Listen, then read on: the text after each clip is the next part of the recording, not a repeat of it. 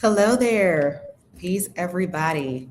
My name is Brenda Williams, and I am a womanist, cultural strategist, and convener, founder of Culture Shifters Unite, host of the podcast Soul of a Lead Her for She Who Lives and Works from the Soul, and the Brenda Williams Show, where empathy meets power and voices spark change.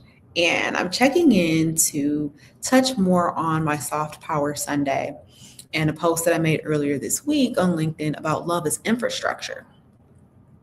And I really want us to move slowly through this piece, love as infrastructure. As I named in the Substack earlier this week, love is not soft, it's not just sentimentality. When we think about love in our culture, we often treat it as something romantic, many times surface, commercialized heavily around holidays like Valentine's Day or Sweetest Day. And even when we look at things like Grandparents' Day or Mother's Day or Father's Day or any of those identities, right?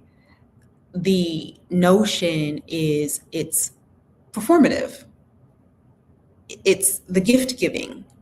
That is the gesture of love. That's the posture of love is transactional, right? Just with pretty colors. But in leadership, love does show up. And I'm not talking about romantic love. And we can go through all of the expressions of love, right? We have agape love, which is the pure love, which is God love. We have the eros, which is, a romantic love. But I really want us to get into the true identity and power of love. And the longer I sit with love inside of leadership and communities and as a spiritual practice and throughout spiritual traditions, the more I realize something deeper, and I bet you do too. The core idea, love is infrastructure. And I want to slow this all the way down. Love is infrastructure. Infrastructure is what holds things together. It carries weight. It carries strain. It carries everyday life. And in our leadership, we are tasked with carrying everyday life. So I want to really expand this idea of love when practiced as a discipline and not as a sentiment. When it is practiced this way, it does exactly that. It holds, it endures. It can face challenges and difficulties. When we apply love as infrastructure, this allows communities to stay connected. And connection right now more than ever in this epidemic of loneliness, even though we have more ways to connect, whether it's YouTube or it's TikTok or LinkedIn or any other social media platform, in the day-to-day, in the analog world, we're starving for connection. And when we are connected, or rather disconnected, life becomes more difficult. And leadership can definitely feel isolating because we are tasked with holding things together, being the problem solver, the ones who others can come to give the strategic view, and then execution comes from leadership. But what if we could redefine love in leadership?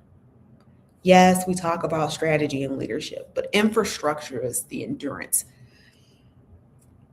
It's how things are held together through something deeper. Love as infrastructure is care, patience, integrity, commitment to people. So when we name the frame soft power leadership, and it is not soft, we reclaim love not as sentiment. Love is structural. And so as I close, I want to invite us into something deeper and more contemplative. Love as infrastructure allows communities and institutions to hold when life and business become uncertain, because it will. We're living right now in the wake of multiple genocides on the planet. We're living in the wake of thousands of Black women being terminated from their positions in government.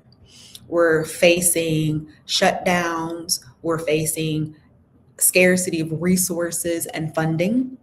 Many nonprofit organizations are moving to reimagining their mission statements, even certain words are being flagged as pariah in grant documents that are the lifeblood, because grant dollars keep our nonprofit organizations moving. But even in the wake of all of that, the thing that is going to endure is love, because love is relational. Love is relational. Love is inherently relational. And that is the core of our humanity, is the way in which we relate and connect to one another. And when we pair love with compassion, and compassion is the willingness to look at the suffering of another and then do something about it. I love that definition. It came from the Care and Compassion Institute through Stanford University. And I want to invite you, if this resonates with you, to support this work in community through our Substack, where I do the Soft Power Sundays, and we'll have a further explanation of it the following Monday. And then later in the week, we'll come back here to a video just like this for you to contemplate your own love as infrastructure is the theme of this week.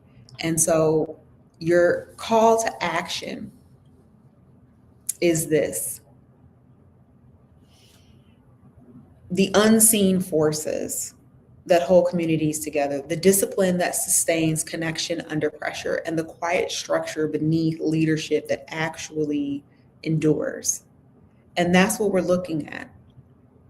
And so why does this matter? Because we're holding people together. We're holding each other together.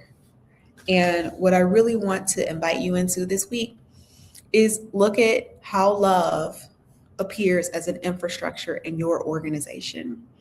How you can invite love into your leadership. What does it look like to have love as the foundation, the very glue that holds your organization together? Because you have people at the center of any organization, of any business. Because without people, we cease to exist. So remember, we belong to one another. We belong to each other. And the only way forward is to remember that we ourselves are made of love. All right. Bye for now.